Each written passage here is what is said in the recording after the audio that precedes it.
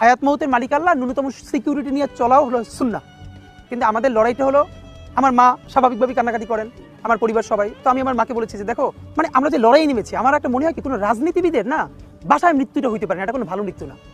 যিনি রাজনীতি করেন, যিনি লড়াই করেন, যিনি বিপ্লবী, যিনি সংগ্রামী, তার মৃত্যুটা হবে একটা সংগ্রামের মধ্য দিয়ে, একটা রাজপথে, একটা গ্লোরির মৃত্যু।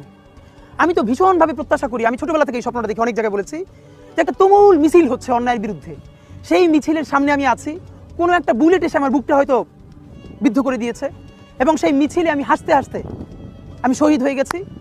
এবং সবাই যখন মৃত্যুটাকে ভীষণ ভয় পায়, আমি তখন হাসতে হাসতে আল্লাহর কাছে ভীষণ সন্তুষ্টি নিয়ে পৌঁছতে চাই যে আমি একটা ন্যূনতম ওই জীবনটা লিড করতে পারলাম, যে আমি একটা ইনসাফের হাসি নিয়ে আমি আমার আল্লাহর কাছে পৌঁছতে চাই।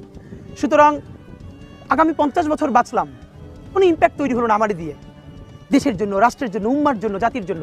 কিন্তু আমি ধরেন 5 বছর বাঁচলাম, সেটার মধ্য দিয়ে যদি আগামী 50 বছরের